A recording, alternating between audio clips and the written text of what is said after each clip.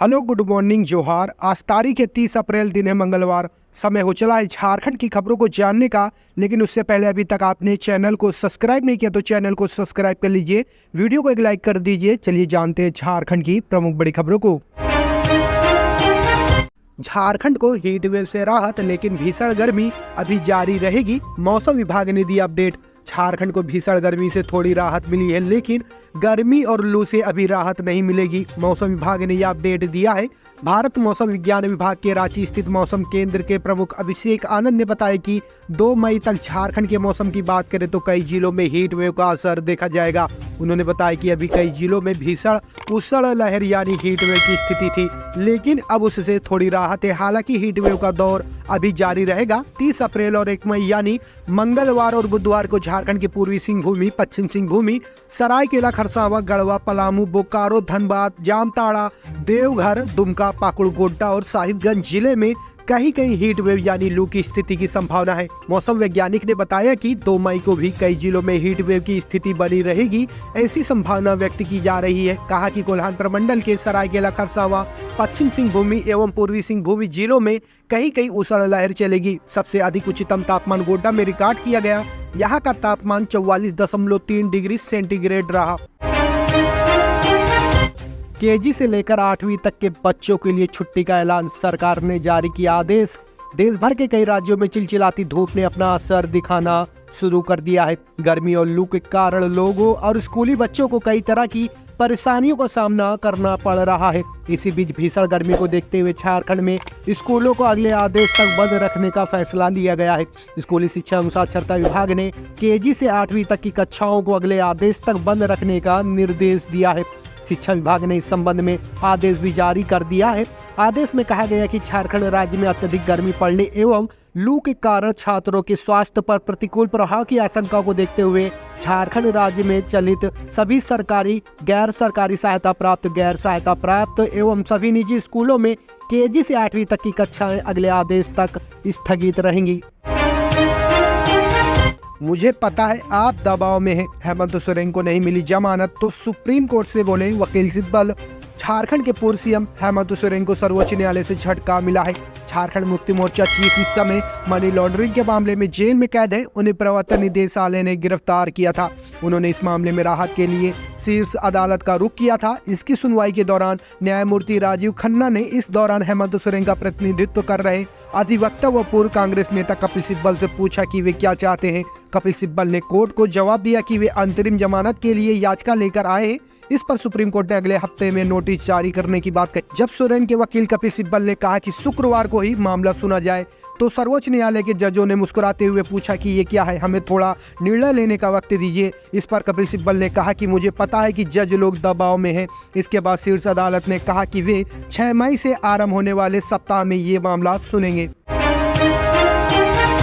गांडेय विधानसभा उपचुनाव के लिए कल्पना सोरेन ने दाखिल किया नामांकन। पूर्व मुख्यमंत्री हेमंत सोरेन की पत्नी कल्पना सोरेन ने अपने राजनीतिक जीवन की शुरुआत करते हुए सोमवार को गांडेय विधानसभा उपचुनाव के लिए नामांकन दाखिल किया। मौके पर मुख्यमंत्री चंपाई सोरेन, मंत्री बेबी देवी, राज्यसभा सांसद सरफराज अहमद, मंत्री आलमगीर आलम, सदर विधायक सुदेव कुमार सोनू, बगोदर विधायक और कोडरमा का इंडिया गठबंधन के प्रत्याशी विनोद सिंह भी उपस्थित थे। आचार संहिता के कारण ही गिरिडीह जिला समाहरणालय में स्थित जिला निर्वाची पदाधिकारी गुलाम समदानी के समक्ष सिर्फ प्रस्तावक और समर्थक ही शामिल हुए थे। शुभ मुहूर्त 12:20 में कल्पना सोरेन ने एक सेट में नामांकन का पर्चा दाखिल किया। इससे पहले उनका काफिला गिरिडीह के उत्सव उपवन रिजॉर्ट से निकला। इस दौरान उनके समर्थकों की भीड़ भी उन्हें जीत की शुभकामनाएं दी।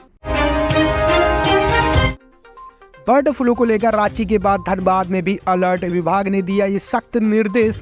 बीते दिनों रांची में हुई बर्ड फ्लू की पुष्टि के बाद से रांची समेत धनबाद के लोग भी चिकन खाने से परहेज करने लगे हैं। बर्ड फ्लू की धमक और लोगों की बढ़ती चिंता को देखते हुए धनबाद जिला पशुपालन विभाग अलर्ट मोड पर आ गया है। शहर के पोल्ट्री फार्म सहित अन्य पक्षियों पर निगरानी को लेकर प्रखंड एवं जिला स्तरीय 7 सदस्यीय रैपिड रिस्पांस टीम का गठन किया गया है। कहीं भी किसी पक्षी या मुर्गी के मरने की सूचना आने पर इसकी जाँच के लिए जाएगी।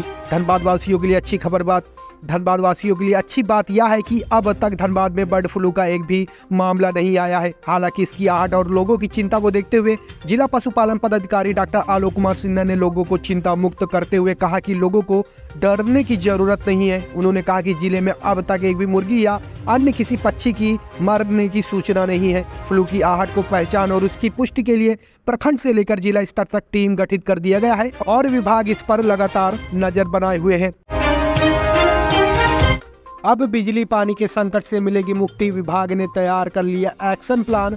देवघर उपायुक्त विशाल सागर ने अधिकारियों से कहा कि देवघर शहरी व ग्रामीण क्षेत्रों में पेयजल आपूर्ति और विद्युत की समस्या नहीं हो, जनता को इन मूलभूत समस्याओं से परेशानी नहीं हो, व्यवस्था को सुदृढ़ व दुरुस्त रखे। पेयजल व विद्युत आपूर्ति से जुड़ी शिकायतों के समाधान हेतु बनाए गए कॉल सेंटर में आने वाली समस्याओं का लगातार निराकरण करें। अधिकारियों से यह भी कहा गया कि वह 24 घंटे में समस्या का समाधान करें। नगर निगम, विद्युत विभाग, पेयजल एवं स्वच्छता प्रमंडल, देवघर व मधुपर के कार्यपालक अभियंता को इन सारी समस्याओं के समाधान को लेकर अलर्ट किया गया। उन्होंने कहा कि चापाकल की मरम्मत हो, पाइपलाइन जल आपूर्ति योजना, पंप हाउस की चर्चा में कैरो प्रखंड में सड़क निर्माण की वजह से पेयजल आपूर्ति पाइपलाइन के क्षतिग्रस्त हिस्से को तत्काल मरम्मत करने का निर्देश दिया गया। पेयजल आपूर्ति से जुड़ी समस्याओं का निदान मुख्य स्तर से हो, इस पर भी ध्यान देने को कहा गया। विद्युत आपूर्ति बाधित नहीं हो, खराब ट्रांसफार्मर अथवा अन्य किसी भी प्रकार की समस्या का समाधान 24 घंटे में हो। गर्मी के दिनों में पानी और बिजली संकट के समाधान 24 घंटा में हो। गर्मी के दिनों में पानी और बिजली संकट के समाधान में कोताही बर्दाश्त नहीं होगी। जेल की चारदीवारी के भीतर है, गिरिडीह में हेमंत सोरेन को लेकर भावुक हो गई कल्पना, कहे दी दिल की बात। झारखंड में गांडे विधानसभा उपचुनाव के लिए पूर्व मुख्यमंत्री हेमंत सोरेन की पत्नी कल्पना सोरेन ने सोमवार को नामांकन भर दिया। इसके बाद वह गांडे विधानसभा उपचुनाव को लेकर पापरवा टांड में आयोजित चुनावी सभा को संबोधित करने पहुंची। कल्पना सोरेन ने जोहार से संबोधन शुरू किया। उन्होंने कहा कि यहाँ आज के दिन जिनकी कमी है वह हेमंत जी है। वह जेल की चारदीवारी के भीतर है, लेकिन उनकी सोच को कोई कैद नहीं कर सकता। कल्पना ने जेल का ताला टूटेगा, हेमंत सोरेन छूटेगा नारा भी लगाया। कहा कि इस भावनाओं को अपने अंदर दबा कर रखिए। उन्होंने कहा कि मैं बहुत भाग्यशाली हूँ कि बाबा का प्रतिबिंब हेमंत जी में देखती हूँ। गांडे झामुओं का ताज है, गांडे के साथ गिरिडीह गुरु जी की कर्मभूमि रही है। उन्होंने अपना जीवन लगाया है। पार्टी की जिम्मेवारी के संकल्प को आगे बढ़ाने का मुझे मौका दीजिए। कल्पना ने वादा किया कि मुझे मौका मिलेगा तो एक महिला डिग्री कॉलेज जरूर खुलवाऊंगी, महिला दीदी के लिए रोजगार के साधन शुरू करवाऊंगी। प्राइवेट जमीन पर बना दिया पुलिस थाना, हाईकोर्ट ने कहा जब तक मुआवजा नहीं देते तब तक सील। झारखंड हाईकोर्ट के जस्टिस राजेश कुमार की अदालत में गढ़वा जिले में निजी जमीन पर थाना बनाने और मुआवजा नहीं देने के मामले में सुनवाई हुई। सुनवाई के बाद अदालत ने कांडी थाना को तत्काल सील करने का निर्देश दिया है। अदालत ने कहा कि जब तक प्रार्थी को जमीन के मुआवजा का भुगतान नहीं कर दिया जाता तब तक थाना भवन सील रहेगा। इस संबंध में अजय कुमार सिंह की ओर से हाई कोर्ट में याचिका दाखिल की गई है। याचिका में कहा गया कि कांडी थाना भवन का निर्माण 5 डिसमिल जमीन पर किया गया है। वह उनकी निजी जमीन है। उनके पूर्वजों के नाम पर जमीन की लगान रसीद भी है। सरकार ने इसे गैर मजरूआ जमीन बताकर थाना का निर्माण कराया है। इसके खिलाफ उन्होंने सिविल कोर्ट में टाइटल सूट दाखिल किया था। स्कूल की खिड़की में फंसा छात्र का सिर काटा गया, गिरिल लेकिन नहीं बच पाई 6 साल के बच्चे की जान। झारखंड के साहिबगंज के एक निजी स्कूल की खिड़की के गिरिल में सिर फंस जाने से प्री नर्सरी के छात्र की मौत हो गई। मिर्जा चौकी थाना क्षेत्र के भागिया उपबांधा स्थित ऑक्सफोर्ड स्कूल में रविवार शाम लगभग 4 बजे खेलने के दौरान एक 6 साल की बच्ची का सिर खिड़की के ग्रिल में जा फंसा। स्कूल संचालक को इसकी सूचना मिलने पर ग्रिल काटकर छात्र को बाहर निकाला गया और इलाज के लिए सदर अस्पताल में भर्ती कराया गया। वहां डॉक्टर मोहन मुर्मू ने जांच करने के बाद छात्र को मृत घोषित कर दिया। बोकारो में साइबर ठगी के 3 आरोपित गिरफ्तार। पुलिस उपाधीक्षक के निर्देश पर नगर पुलिस उपाधीक्षक के नेतृत्व में गठित टीम ने सेक्टर 9B आवास संख्या 678 में छापेमारी कर साइबर ठगी के 3 आरोपितों को गिरफ्तार किया। इनके पास से 4 सिम, एक biometric finger scanner, 7 Fino payment bank खाता, कॉम्बो किट, बंद लिफाफा बरामद किया गया। गिरफ्तार अभियुक्तों में सागर कुमार, रोहित कुमार दास और धनजी शर्मा शामिल है। यह जानकारी हरला थाने में आयोजित पत्रकार वार्ता में नगर पुलिस उपाधीक्षक आलोक रंजन ने दी। चतरा पुलिस को मिली बड़ी सफलता। महिनिया नदी के किनारे से 1.5 कुंटल कत्था जब्त, 6 के खिलाफ प्राथमिकी दर्ज। झारखंड की चतरा पुलिस ने सोमवार को बड़ी सफलता हासिल की है। सिमरिया पुलिस ने गुप्त सूचना पर कार्रवाई करते हुए 1.5 कुंटल कत्था समेत अन्य सामान जब्त किए हैं।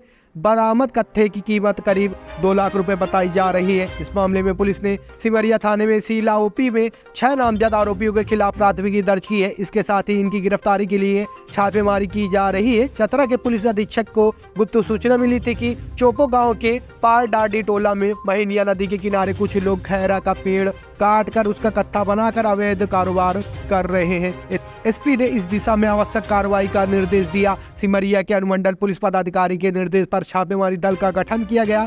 छापेमारी टीम ने त्वरित कार्रवाई करते हुए महिनिया नदी के किनारे जंगल नाला से गीला कत्था समेत कई सामान बरामद किए।